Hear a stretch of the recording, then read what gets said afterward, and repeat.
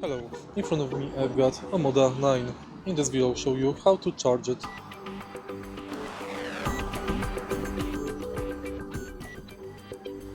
In the beginning, take a look at the trunk of your car.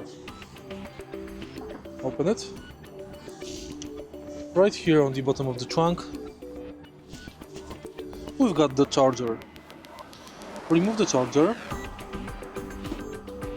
and connect it to the charging station. Now press here, and here we've got the charging port.